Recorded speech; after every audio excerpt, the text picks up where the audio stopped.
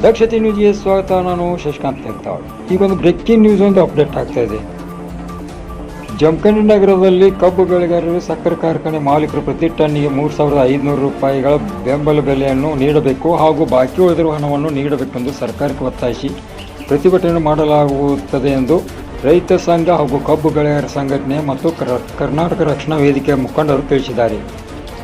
ಜಮಖಂಡಿ ನಗರದ ರಮಾ ನಿವಾಸದಲ್ಲಿ ಸುದ್ದಿಗಾರರೊಂದಿಗೆ ಮಾತನಾಡಿದ ಅವರು, ಜಮಖಂಡಿ ನಗರದ ಎಜಿ ದೇಸಾಯಿ ಸರ್ಕಲ್ನಲ್ಲಿ ನವೆಂಬರ್ 6ರಂದು ರಸ್ತೆ ತಡೆ ನಡೆಸಿ ವಿವಿಧ ಸಂಘಟನೆಗಳು ಹಾಗೂ ಎಬಿಪಿ ಸಂಘಟನೆ ಮತ್ತು ಕರ್ನಾಟಕ ರಕ್ಷಣಾ ವೇದಿಕೆ ಸಂಘಟನೆ ಸಹಯೋಗದಲ್ಲಿ ಬೃಹತ್ ಪ್ರತಿಭಟನೆ ಹಮ್ಮಿಕೊಳ್ಳಲಾಗಿರುತ್ತದೆ ಎಂದರು. ಇದುವರೆಗೆ ಜಿಲ್ಲಾಧಿಕಾರಿಗಳು ಯಾವುದೇ ಮಾಹಿತಿಯನ್ನು ನೀಡಿರುವುದಿಲ್ಲ. ಬಾಗಲಕೋಟೆ ಜಿಲ್ಲೆ ಉಸ್ತುವಾರಿ ಸಚಿವರು ಹಾಗೂ ಸಕ್ಕರೆ ಸಚಿವರು ಬಂದು ಭೇಟಿ ನೀಡಿರುವುದಿಲ್ಲ. ಯಾವುದೇ ಭರವಸೆ ಮಾತನ್ನು ಸಹ ಹೇಳಿರುವುದಿಲ್ಲ. ಸ್ಥಳೀಯ ಶಾಸಕ ಜಗದೀಶ್ ಗುಡಗುಂಟಿ ಅವರು ಮತ್ತು ಮಾಜಿ ಸಚಿವರು ಸಕ್ಕರೆ ಕಾರ್ಖಾನೆಗಳನ್ನು ಹೊಂದಿದ್ದಾರೆ. ಅವರು ರೈತರ ಬಗ್ಗೆ ಯಾವುದೇ ಕಾಳಜಿ ತೋರುತ್ತಿಲ್ಲ ಎಂದರು. ಜಮಖಂಡಿ ಮತಕ್ಷೇತ್ರದ ಶಾಸಕ ಜಗದೀಶ್ ಗುಡಗುಂಟಿ ಅವರಿಗೆ ಯಾವ ಪುರುಷಾರ್ಥಕ್ಕಾಗಿ ನಾಡೋಜ ಪ್ರಶಸ್ತಿಯನ್ನು ನೀಡಿದ್ದಾರೆ ಎಂಬುದು ತಿಳಿಯುತ್ತಿಲ್ಲ. ನಾಡೋಜ ಪ್ರಶಸ್ತಿಯನ್ನು ನೀಡಿದ ಮಹನೀಯರು ಅದನ್ನು ಮರಳಿ ಪಡೆಯಬೇಕೆಂದು ಒತ್ತಾಯಿಸುತ್ತೇವೆ ಎಂದು ರೈತ ಸಂಘ ಹಾಗೂ ಕಬ್ಬು ಬೆಳೆಗಾರರ ಸಂಘಟನೆ ಮುಖಂಡರು ತಮ್ಮ ಆಕ್ರೋಶವನ್ನು ವ್ಯಕ್ತಪಡಿಸಿದರು. ಇದೇ ಸಂದರ್ಭದಲ್ಲಿ ಅನೇಕ ರೈತರು ಸಹ ಸುದ್ದಿಗಾರರೊಂದಿಗೆ ಮಾತನಾಡುವ ಸಂದರ್ಭದಲ್ಲಿ ಇದ್ದರು. ಈ ವರ್ಷದ ಹಂಗಾಮಿಗೆ 3,500 ರೂಪಾಯಿ ಒಂದು ಟನ್ ಕಬ್ಬಿಗೆ ದರ ನೀಡಬೇಕು ಅಂತ ಆಗ್ರಹಿಸಿ ನಾವು ರೈತಪರ ಚಳವಳಿಯನ್ನು ಈಗಾಗಲೇ ಕಳೆದ ಒಂದು ವಾರದಿಂದ ಹಮ್ಮಿಕೊಂಡಿದ್ದೀವಿ. ವಿವಿಧ ಹಂತಗಳಲ್ಲಿ ನಾವು ಹೋರಾಟವನ್ನು ಪ್ರಾರಂಭಿಸಿದ್ದೀವಿ. ಮೊದಲನೇದಾಗಿ ತಹಸೀಲ್ದಾರ್ ಅವರಿಗೆ ಮನವಿ ಕೊಡೋದ್ರ ಮುಖಾಂತರ ಚಿಕ್ಕಲ್ಕಿ ಕ್ರಾಸ್ನಲ್ಲಿ ಧರಣಿ ಪ್ರತಿಭಟನೆ ರಸ್ತಾ ರೋಕ ಮಾಡೋದ್ರ ಮುಖಾಂತರ ಜಂಬಿಗಿ ಬ್ರಿಡ್ಜ್ ಮೇಲೆ ರಸ್ತಾ ರೋಕ ಮಾಡೋದ್ರ ಮುಖಾಂತರ ನಾವು ಹಂತವಾಗಿ ನಾವು ಹೋರಾಟ ಹಮ್ಮಿಕೊಂಡಿದ್ದೀವಿ. ಇವತ್ತು ನಮಗೆ ಕಳೆದ 2 ದಿನಗಳಿಂದ ಚಿಕ್ಕಲ್ಕಿ ಕ್ರಾಸ್ನಲ್ಲಿ ಬಂದಾಗ ಜಮಖಂಡಿಯ ಉಪವಿಭಾಗಾಧಿಕಾರಿಗಳು ಹಾಗೂ ತಹಸೀಲ್ದಾರ್ ಅವರು ನಮಗೆ ಮಾತು ಕೊಟ್ಟಿದ್ದರು. ನಿಮಗೆ ಬಾಗಲಕೋಟೆ ಜಿಲ್ಲೆಯಲ್ಲಿ ಬರುವಂತಹ ಎಲ್ಲ ಸಕ್ಕರೆ ಕಾರ್ಖಾನೆಗಳಿಂದ ದರವನ್ನು ನಾವು ಘೋಷಿಸ್ತೀವಿ, ನಿಮಗೆ ನಾವು ಸಂಪೂರ್ಣವಾದ ನಮ್ಮ ಬೇಡಿಕೆಗಳನ್ನು ಈಡೇರಿಸ್ತೀವಿ ಅನ್ನುವಂಥ ಮಾತನ್ನು ಕೊಟ್ಟು ಹೋಗಿದ್ದರು. ಇಲ್ಲಿವರೆಗೂ ತಾಲೂಕು ಆಡಳಿತ ಆಗಿರ್ಬೋದು ಇಲ್ಲ ಜಿಲ್ಲಾ ಆಡಳಿತ ಆಗಿರ್ಬೋದು, ಎರಡೂ ಆಡಳಿತ ವ್ಯವಸ್ಥೆಯಿಂದ ನಮಗೆ ಯಾವುದೇ ಸೂಚನೆ ಬರಲಾದ ಕಾರಣ ನಾವು ಇವತ್ತು ರೈತ ಮುಖಂಡರ ಸಭೆಯನ್ನು ಕರೆದಿದ್ದೀವಿ. ಇವತ್ತು ಸಭೆಯ ತೀರ್ಮಾನ ಏನಾಗಿತ್ತು ಅಂದ್ರೆ, ನಾಳೆಯಿಂದ ನಾವು ಜಮಖಂಡಿಯ ದೇಸಾಯಿ ಸರ್ಕಲ್ನಲ್ಲಿ ವಿದ್ಯಾರ್ಥಿಗಳ ನೇತೃತ್ವದಲ್ಲಿ ಒಂದು ಹೋರಾಟ ಮಾಡೋದ್ರ ಮುಖಾಂತರ 12 ಗಂಟೆವರೆಗೆ ಜಮಖಂಡಿ ದೇಸಾಯಿ ಸರ್ಕಲ್ನಲ್ಲಿ ಪ್ರತಿಭಟನೆ ಆಗುತ್ತೆ. ಅದಾದ ನಂತರ 12 ಗಂಟೆ ನಂತರ ಮತ್ತೆ ಚಿಕ್ಕಲ್ಕಿ ಕ್ರಾಸ್ನಲ್ಲಿ ಅಹೋರಾತ್ರಿ ರಸ್ತಾ ರೋಕ ಧರಣಿ ಮುಖಾಂತರ ನಮಗೆ ಕಬ್ಬಿನ ಬೆಲೆಗೆ ಯೋಗ್ಯವಾದ 3,500 ರೂಪಾಯಿ ದರದ ಆದೇಶ ಪತ್ರವನ್ನು ನಮ್ಮ ಜಿಲ್ಲಾಧಿಕಾರಿಗಳು ಬಂದು ಕೊಡುವವರೆಗೂ ನಾವು ಅಹೋರಾತ್ರಿ ಧರಣಿಯನ್ನು ಹಮ್ಮಿಕೊಳ್ತಾ ಇದ್ದೀವಿ. ಅದೇ ರೀತಿ ನಮ್ಮ ಮುಚ್ಚಳಿಕೆ ಪತ್ರಗಳನ್ನು ಕೂಡ ಸಕ್ಕರೆ ಕಾರ್ಖಾನೆಗಳಿಂದ, ಯಾಕಂದ್ರೆ ಬಾಗಲಕೋಟೆ ಜಿಲ್ಲೆಯಲ್ಲಿ ಭಾಳ ಮೋಸ ಅಂದಪ್ಪ ನಮ್ಮ ಜಮಖಂಡಿ ತಾಲೂಕಿನ ರೈತರಿಗೆ ಮೋಸ ಭಾಳ ಮಾಡಿದ್ದಾರೆ. ಯಾಕಂದ್ರೆ ಅದೇ ಮುಧೋಳ ತಾಲೂಕಿನಲ್ಲಿರುವಂಥ ರೈತರಿಗೆ ಮುಚ್ಚಳಿಕೆ ಪತ್ರ ಬರೆದು ಕೊಟ್ಟು ಅವ್ರ ಬಾಕಿಯನ್ನು ಯಾವುದೂ ಉಳಿಸ್ಕೊಂಡಿಲ್ಲ. ಅದು ನಮ್ಮ ಜಮಖಂಡಿ ತಾಲೂಕಿನಲ್ಲಿರುವಂಥ ರೈತರ ಮುಗ್ಧತೆಯನ್ನು ದುರುಪಯೋಗಪಡಿಸಿಕೊಂಡಂಥ ಇವತ್ತಿನ ಸಕ್ಕರೆ ಕಾರ್ಖಾನೆ ಮಾಲೀಕರು ನಮಗೆ ಮುಚ್ಚಳಿಕೆ ಪತ್ರ ಬರೆದು ಕೊಡಬೇಕು ಅನ್ನುವಂಥ ಆಗ್ರಹವನ್ನು ಕೂಡ ನಾವು ಇಟ್ಕೊಂಡು ನಾಳೆ ಚಿಕ್ಕಲ್ಕಿ ಕ್ರಾಸ್ನಲ್ಲಿ ಅಹೋರಾತ್ರಿ ರಸ್ತಾ ರೋಕ ಹಾಗೂ ಧರಣಿ ಅಲ್ಲೇ ನಾವು ಊಟ ಉಪಚಾರ ಎಲ್ಲವನ್ನು ಅಲ್ಲೇ ಮಾಡ್ಕೊಂಡು ಸುಮಾರು 16,000 ರೈತರ ನೇತೃತ್ವದಲ್ಲಿ ಹೋರಾಟವನ್ನು ಹಮ್ಮಿಕೊಂಡಿದ್ವಿ.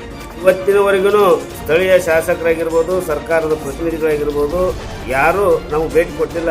ಕಾರಣ ಅವರೇ ಸಕ್ಕರೆ ಕಾರ್ಖಾನೆ ಮಾಲೀಕರಾಗಿರೋದ್ರಿಂದ ನಮ್ಮ ತಪ್ಪಿದೆ ಮೊದಲಿಲ್ಲಿ. ಯಾಕಂದ್ರೆ ನಾವು ಯಾವ ವ್ಯಕ್ತಿ ಜನಪ್ರತಿನಿಧಿ ಅನ್ಕೊಳ್ಳೋದು ನಾವು ಮತದಾನ ಮಾಡುವಾಗ ನಾವು ನಿರ್ಧಾರ ಮಾಡಬೇಕಾಗಿತ್ತು. ಆದರೆ ಎಲ್ಲರೂ ರಾಜಕಾರಣ ಮಾಡೋಕ್ಕಾಗಿಲ್ಲ. ಒಳ್ಳೆಯ ವ್ಯಕ್ತಿ ಇರಲಿ ಅನ್ನೋಂಥ ಕಾರಣಕ್ಕಾಗಿ ಅನುಕೂಲಸ್ಥರದಾರ ತಿರುಗಾಡ್ತಾರ, ಕ್ಷೇತ್ರಕ್ಕೆ ನ್ಯಾಯ ಕೊಡ್ತಾರೆ ಅನ್ನೋ ಕಾರಣಕ್ಕಾಗಿ ನಾವು ಅವ್ರಿಗೆ ನಮ್ಮ ಜನ ಮತ ಹಾಕಿ ಗೆಲ್ಲಿಸ್ಕೊಟ್ರು.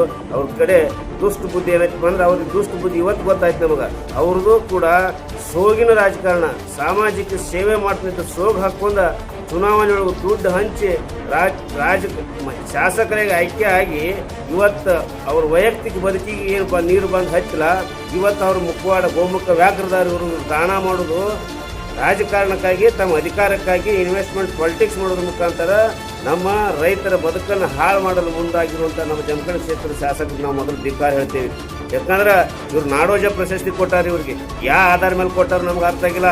ಇವತ್ತು ನಾಡೋಜ ಪ್ರಶಸ್ತಿಯನ್ನು ವಾಪಸ್ ಪಡಿಬೇಕು. ನಾಡೋಜ ಪ್ರಶಸ್ತಿಯನ್ನು ವಿತರಣೆ ಮಾಡಿದಂಥವ್ರು ದಯವಿಟ್ಟು ನಿಮಗೆ ವಿನಂತಿ, ಜಮಖಂಡಿ ಕ್ಷೇತ್ರದ ಶಾಸಕರಿಗೆ ನಾಡೋಜ ಪ್ರಶಸ್ತಿ ಕೊಟ್ಟಿರಲ್ಲ, ಆ ನಾಡೋಜ ಪ್ರಶಸ್ತಿಯನ್ನು ವಾಪಸ್ ಪಡಿಬೇಕು. ಯಾಕಂದ್ರೆ ಇವತ್ತು ಅವರನ್ನು ಇವತ್ತು ನೀವು ಬಂದು ಸ್ಟಡಿ ಮಾಡ್ಬೇಕಿನ್ನ ಅವ್ರದ್ದು ಏನು ನಡವಳಿಕೆ ಐತಿ ಅನ್ನೋದು ಇವತ್ತು ಅವ್ರು ಯಾಕಂದ್ರೆ ನಾವು ಲಕ್ಷಾಂತರ ಜನ ರೈತರು ಈ ಭಾಗದಾಗ ಕೋಟಿಗಟ್ಟಲೆ ಕಬ್ಬು ನಾವು ಕಳಿಸ್ತೀವೋ ಆದ್ರೆ ರೈತರ ದರ ನಿಗದಿ ಮಾಡಲು ಇವ್ರು ದನಿ ಎತ್ತಿಲ್ಲಪ್ಪ ಅಂದ್ರೆ ಇವ್ರು ನಾಡೋಜ ಪ್ರಶಸ್ತಿ ಸ್ವೀಕಾರ ಮಾಡೋಕೆ ಅರ್ಹ ಅನ್ನೋದು ನಾವು ನೇರವಾಗಿ ಹೇಳ್ತೀವಿ.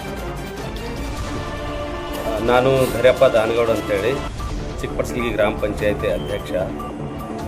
ನಾವು ಸುಮಾರು ಒಂದು 2 ವರ್ಷದಿಂದ ರೈತರಿಗೋಸ್ಕರ ಏನು ಅನ್ಯಾಯ ಆಗ್ತಾಯಿದೆ ನಮ್ಮ ಜಮಖಂಡಿ ತಾಲೂಕಿನಲ್ಲಿ, ಆ ರೈತರಿಗೋಸ್ಕರ ನಾವು ಧ್ವನಿ ಎತ್ತಾ ಇದ್ದೀವಿ. ಇವತ್ತು ಪ್ರಸ್ತುತ ಏನು ಅಂತಂದರೆ 3,500 ರೂಪಾಯಿ ಕಬ್ಬಿಗೆ ಬೆಂಬಲ ಬೆಲೆ ಸಿಗಬೇಕು, ರೈತರಿಗೆ ಅನ್ಯಾಯ ಆಗ್ತಾಯಿದೆ, ಖರ್ಚು ಹೆಚ್ಚಾಗ್ತಾಯಿದೆ ಅಂಥೇಳಿ ಕರ್ನಾಟಕದಾದ್ಯಂತ ಹೋರಾಟ ಇವತ್ತು ನಡೀತಾ ಇದೆ. ಇಲ್ಲಿನ ನಮ್ಮ ಸ್ಥಳೀಯ ಶಾಸಕರಾಗಿರ್ಬೋದು, ಈ ಫ್ಯಾಕ್ಟ್ರಿ ಮಾಲೀಕರು ಯಾವುದೇ ಒಂದು ನಾವು ಇಷ್ಟೇ ಕೊಡ್ತೀವಿ ಅನ್ನುವಂಥದ್ದು ಕೂಡ ಯಾರು ಇವತ್ತಿನವರೆಗೂ ಮಾತಾಡಿಲ್ಲ. ದುರ್ದೈವದ ಸಂಗತಿ ಏನು ಅಂತಂದರೆ ಸಕ್ಕರೆ ಸಚಿವರು ಕೂಡ ಇಲ್ಲಿ ಬಂದಿಲ್ಲ, ಆಮೇಲೆ ಉಸ್ತುವಾರಿ ಬಂದಿಲ್ಲ, ಆಮೇಲೆ ಡಿ ಸಿ ಅವರು ಕೂಡ ಬಂದಿಲ್ಲ. ಡಿ ಸಿ ಅವರನ್ನು ಇವರು ನಮ್ಮ ಎ ಸಿ ಅವರು ಕಾಂಟ್ಯಾಕ್ಟ್ ಮಾಡಿ ಏನು ಹೇಳಿದ್ದಾರೆ ಅಂತಂದರೆ 2 ದಿವಸದಲ್ಲಿ ನಾವು ಇತ್ಯರ್ಥ ಮಾಡ್ತೀವಿ, ನೀವು ಧರಣಿಯನ್ನು ತಕ್ಕೋಬೇಕು ಅಂತ ಮೊನ್ನಿನ ದಿವಸ ಹೇಳಿದರು. ಅವ್ರ ಮಾತಿಗೆ ಬೆಲೆ ಕೊಟ್ಟು ನಾವು 2 ದಿವಸ ಸುಮ್ಮನೆ ಕೂತಿದ್ದೀವಿ. ಇವತ್ತು ಮತ್ತೆ ಒಂದು ಸಭೆ ಕರೆದು ತೀರ್ಮಾನ ಮಾಡಿದ್ದೀವಿ. ನಾಳಿನ ದಿವಸ ABVP ಮಕ್ಕಳು ಏನಿದ್ದಾರೆ ಅವರೆಲ್ಲ ಬೃಹತ್ ಪ್ರಮಾಣದಲ್ಲಿ ಒಂದು ಸಾಥ್ ಕೊಡ್ತಾ ಇದ್ದಾರೆ ರೈತ ಸಂಘಕ್ಕೆ. ಅವ್ರ ಜೊತೆಗೆ ನಾವು ನಿಂತು ಜಮಖಂಡಿಯಲ್ಲಿ ಹೋರಾಟವನ್ನು ಮಾಡ್ತೀವಿ. ನಂತರ ನಾಳೆ ಮಧ್ಯಾಹ್ನ ಚಿಕ್ಲಿಕ್ ಕ್ರಾಸ್ನಲ್ಲಿ ಮೊನ್ನೆ ಏನು ಮಾಡಿದ್ವಿ ಅದೇ ಜಾಗದಲ್ಲಿ ಒಂದು ನಿಗದಿ ಆಗುವವರೆಗೂ ನಿರಂತರವಾದ ಒಂದು ಹೋರಾಟ ನಡೆಯುತ್ತೆ, ನ್ಯಾಯ ಸಿಗುವವರೆಗೂ ನಡೆಯುತ್ತೆ. ಅದೇ ನಾವು ನ್ಯಾಯ ಸಿಗುವವರೆಗೂ ಕಂಟಿನ್ಯೂ ಆಗಿ ನಾವು ಧರಣಿಯನ್ನು ಮಾಡ್ತೀವಿ. ಆಮೇಲೆ ವಿವಿಧ ಸಂಘಟನೆಯವರು ಕೂಡ ನಮಗೆ ಸಾಥ್ ಕೊಡ್ತಾ ಇದ್ದಾರೆ, ಮಠಾಧೀಶರು ಸಾಥ್ ಕೊಡ್ತಾ ಇದ್ದಾರೆ. ಹೆಚ್ಚಿನ ಸಂಖ್ಯೆಯಲ್ಲಿ ಇಡೀ ಜಮಖಂಡಿ ತಾಲೂಕಿನ ರೈತರಷ್ಟೇ ಅಲ್ಲದೆ ಬಿಜಾಪುರ ಜಿಲ್ಲೆಯಲ್ಲಿ ಬರುವಂಥ ಏನು ಗಡಿಭಾಗದ ರೈತರಿದ್ದಾರೆ ಅವರು ಕೂಡ ಹೆಚ್ಚಿನ ಪ್ರಮಾಣದಲ್ಲಿ ಬಂದು ನಮಗೆ ಸಾಥ್ ಕೊಡ್ತಾ ಇದ್ದಾರೆ. ಸಚಿವರು ಶಾಸಕರು ಏನಾದ್ರು ಭೇಟಿ ಕೊಟ್ಟು ಭರವಸೆ ಕೊಟ್ಟಿದ್ದಾರೆ, ಸಕ್ಕರೆ ಫ್ಯಾಕ್ಟ್ರಿ ಮಾಲೀಕರು ಏನಾದ್ರು ಭರವಸೆ ಕೊಟ್ಟಿದ್ದಾರೆ. ಸಕ್ಕರೆ ಫ್ಯಾಕ್ಟ್ರಿ ಮಾಲೀಕರು ಅವರೇ ಜನಪ್ರತಿನಿಧಿಗಳು, ಸಕ್ಕರೆ ಫ್ಯಾಕ್ಟ್ರಿ ಮಾಲೀಕರು ಅವರೇ ಆಗಿರೋದ್ರಿಂದ ಏನಾಗಿದೆ ಅಂತಂದರೆ ಅವರು ಇಲ್ಲಿವರೆಗೂ ನಾಟಕ ಆಡ್ಕೊಂಡು ಏನು ಬಂದಾರ ಆ ನಾಟಕ ಇನ್ನೂ ಮುಂದುವರೆದೈತಿ. ಆದರೆ ಸರ್ಕಾರ ಮಧ್ಯಪ್ರವೇಶ ಮಾಡಿ ಮುಖ್ಯವಾಗಿ ನಮಗೆ ಉಸ್ತುವಾರಿ ಮತ್ತು ಸಕ್ಕರೆ ಸಚಿವರು ಬರಬೇಕಾಗಿತ್ತು. ಸಕ್ಕರೆ ಸಚಿವರು ಕೊಟ್ಟಂಥ ಏನಿದು ಹೇಳಿಕೆ ಏನಿದೆಯಲ್ಲ ಅದನ್ನು ಎಲ್ಲರೂ ಖಂಡಿಸುವಂಥ ಬೇಜವಾಬ್ದಾರಿ ಹೇಳಿಕೆ. ಅವ್ರು ಹೇಳೋದೇನು ಅದು ಸೆಂಟ್ರಲ್ ಮೇಲೆ ಹಾಕ್ತಾ ಇದ್ದಾರೆ. ಅವರು ಸಕ್ಕರೆ ಸಚಿವರಲ್ವಾ, ಅವರು ಮಧ್ಯ ಪ್ರವೇಶ ಮಾಡಿ ರಾಜ್ಯ ಸರ್ಕಾರದ ಪಾತ್ರ ಏನೂ ಇಲ್ಲ ಅನ್ನೋಂಥದ್ದು ಅವ್ರು ಏನು ಹೇಳ್ತಾ ಇದ್ದಾರೆ, ಇದು ಖಂಡನೀಯ. ಅವರು ಸಕ್ಕರೆ ಸಚಿವರಿದ್ದಾರೆ, ಸಂಬಂಧಪಟ್ಟವರಿದ್ದಾರೆ, ರೈತರು ಇವತ್ತು ಬೀದಿಗಿಳಿದು ಹೋರಾಟ ಮಾಡ್ತಾ ಇದ್ದಾರೆ ಅಂತಂದರೆ ಅದಕ್ಕೆ ತಕ್ಕ ಪರಿಹಾರ ಕೊಡುವಂಥದ್ದನ್ನು ಮಾಡಬೇಕಾಗಿತ್ತು. ಯಾಕಂದರೆ ರಾಜ್ಯ ಸರ್ಕಾರಕ್ಕೆ ಕಬ್ಬಿನಿಂದ ಅಪಾರ ಪ್ರಮಾಣದ ಲಾಭ ಇದೆ. ಆ ಲಾಭಕ್ಕೋಸ್ಕರ ಆ ಲಾಭದಲ್ಲಾದರೂ ನಮ್ಮ ರೈತರಿಗೆ ಅವರು ಹೆಚ್ಚಿನ ಪ್ರಮಾಣದಲ್ಲಿ ಬೆಂಬಲ ಬೆಲೆಯನ್ನು ಕೊಡಬೇಕು. ಅದೇ ಅವರು ಸಕ್ಕರೆ ಸಚಿವರು ಮಾತಾಡಿದ ಮಾತು ಕೇಳಿದ್ರೆ ನಮ್ಗೆ ನಗಿ ಬರ್ತೈತಿ. ಯಾಕಂತಂದ್ರೆ ಅವ್ರು ನನಗೆ ಇದ್ರಾಗ ಮಾಹಿತಿನೇ ಇಲ್ಲ ಅಂತ ಹೇಳ್ತಾರೆ. ಅವ್ರ ದಾಳಂಬ್ರಿ ಬೆಳೀರಿ, ದ್ರಾಕ್ಷಿ ಬೆಳೀರಿ, ಕಬ್ಬು ಯಾಕೆ ಬೆಳಿತೀರಿ ಅಂತ ಕೇಳ್ತಾರಪ್ಪ ಅಂದ್ರೆ ಇವ್ರು ಯಾಕೆ ಸಕ್ಕರೆ ಸಚಿವರಾಗ್ಯಾರ ಅಂತೇಳಿ ನಾವು ಕೇಳಬೇಕಾಗ್ತೈತಿ. ಯಾವ ಲಾಭಕ್ಕೋಸ್ಕರ ಏನು ಫ್ಯಾಕ್ಟ್ರಿ ಅವ್ರು ಕೊಡುವಂಥ ಏನು ಹಪ್ತಾನೋ ಇದೇನು ಕೊಡ್ತಾರಲ್ಲ ಅದಕ್ಕೋಸ್ಕರ ನೀವು ಆದ್ರೆ ಎಷ್ಟು ದುಡ್ಡು ಕೊಟ್ಟು ಮಂತ್ರಿ ಆಗಿದ್ದೀರಿ, ಎಷ್ಟು ಇಸ್ಕೊಳ್ತಾ ಇದ್ದೀರಿ ಅಂತ ನಾವು ಕೇಳಬೇಕಾಗ್ತೈತಿ. ಏನು ಬಿಸ್ನೆಸ್ ಮಾಡ್ಕೊಳ್ತಾ ಇದ್ದಾರೆ ನೀವು? ರೈತರ ಪರವಾಗಿ ನಿಲ್ಲಬೇಕು. ಸಕ್ಕರೆ ಸಚಿವರು ಇದಾರಂದ್ರೆ ಸಕ್ಕರೆ ಏನು ಸಂಬಂಧಪಟ್ಟಂಗೆ ತೊಂದರೆ ಆಗ್ಲಾರ್ದಂಗೆ ಜನರಿಗೂ ತೊಂದರೆ ಆಗಬಾರ್ದು, ಆ ಸಕ್ಕರೆನೇ ಬೆಳೆಯುವಂಥ ರೈತರಿಗೂ ತೊಂದರೆ ಆಗಬಾರ್ದು. ಅದನ್ನು ಅವ್ರು ಮಧ್ಯಸ್ಥಿಕೆ ವಹಿಸಿ ಅವ್ರು ಮಾತಾಡಬೇಕಾಗಿತ್ತು. ಅದು ಏನಪ್ಪಾ ಅಂದ್ರೆ ಕ್ಷುಲ್ಲಕ ಹೇಳಿಕೆ. ರೈತರ ಪರವಾಗಿಲ್ಲ ಸಚಿವರು, ರೈತರ ಪರವಾಗಿ ಅವ್ರಿಗೆ ಜ್ಞಾನವೇ ಇಲ್ಲ, ಅವ್ರಿಗೇನು ಸಂಬಂಧ ಇಲ್ಲ ಅಂತ ಮಾತಾಡಕತ್ತಾರಪ್ಪ ಅಂತಂದ್ರೆ ಅವ್ರು ಓನ್ಲಿ ಬಿಸ್ನೆಸ್ ಮ್ಯಾನ್. ಅವ್ರು ಕೊಡುವಂಥ ಸೂಟ್ಕೇಸಿಗೆ ನಿಂತಾರ ವಿನಃ ರೈತರ ಪರವಾಗಿ ಅವ್ರಿಲ್ಲ.